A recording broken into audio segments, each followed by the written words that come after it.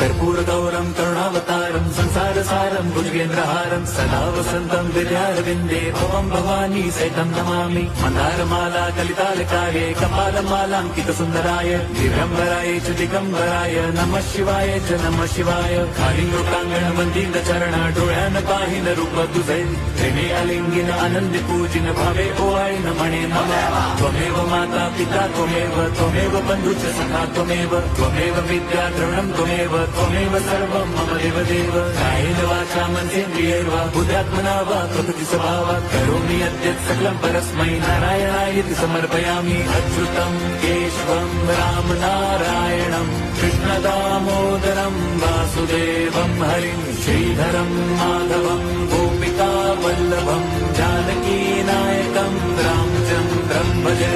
Hare Ram